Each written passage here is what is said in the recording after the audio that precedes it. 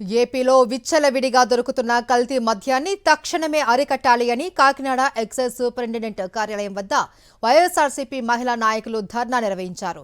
కల్తీ మద్యంతో ప్రజల ప్రాణాలు పోతున్నాయని పిఠాపురం వైఎస్ఆర్సీపీ ఇన్ఛార్జ్ వంగ గీత ఆందోళన వ్యక్తం చేశారు. బెల్ట్ షాపులు నిర్మూలించాలి అని డిమాండ్ చేశారు. రాష్ట్రంలో కల్తీ మద్యం ఏరులై పారుతుందని, కూటమి ప్రభుత్వం ఆదాయమే ధ్యేయంగా ప్రజల ప్రాణాలతో చెలగాటమాడుతోందని వంగ గీత మండిపడ్డారు.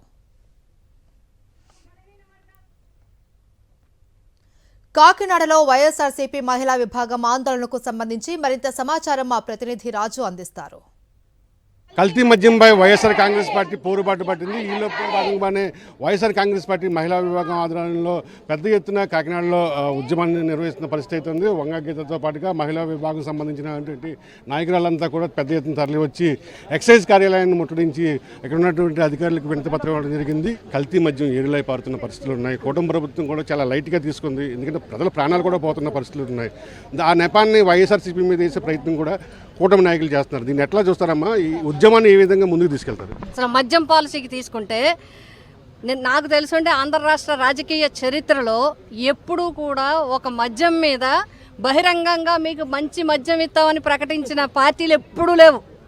ఎవరైనా ఏదన్నా అడిగితే పక్క నుంచి మాట్లాడి బాబు అధికారం వచ్చాక చూద్దాంలే ఏదో అని చెప్పిన పరిస్థితులు ఉన్నాయి తప్ప ఈ కూటమిలోనే 3 పార్టీలు కలిసి మేము మద్యపాన ప్రియులకు మంచి మద్యం ఇస్తామని చెప్పి అనౌన్స్ చేసే దౌర్భాగ్యం ఆంధ్ర రాష్ట్రానికి వచ్చింది.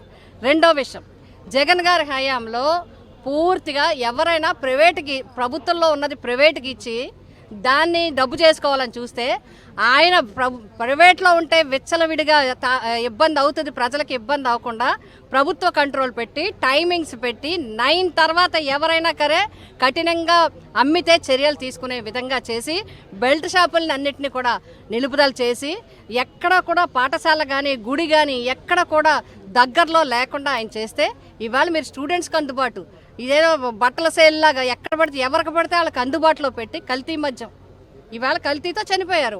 బెల్ట్ షాపులు విపరీతమైన టైమింగ్స్ ఎక్కడ ఉన్నాయండి? ఏటీఎం అన్నా ఏదన్నా పొరపాటు వల్ల కరెంట్ లేకపోతేనే కమ్యూనికేషన్ ప్రాబ్లం ఉంటేనో ఏటీఎం అన్నా స్టాప్ అవుతుంది, కానీ మద్యం షాపులు ఎక్కడ స్టాప్ అవ్వట్లేదు. అందరూ మాకు వచ్చి చెప్తున్నారు. కూటమి ప్రభుత్వాన్ని పరిపాలిస్తున్న చంద్రబాబు నాయుడు గారే కల్తీ. ఆయన మాటలు మోసం, దగ. ఆయన ఈరోజు వ్యాపారం పేరుతో గవర్నమెంట్ అన్నీ కూడా ప్రైవేటీకరణ చేస్తున్నారు.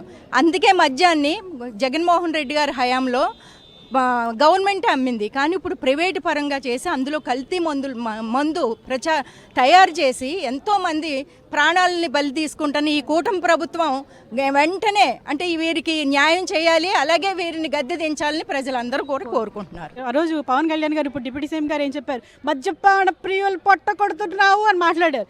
ఇప్పుడు ఏం చెప్తున్నాం? మేమందరం మద్యపాన ప్రియులో ఉసురు తీస్తున్నావు పవా అని చెప్తున్నాం.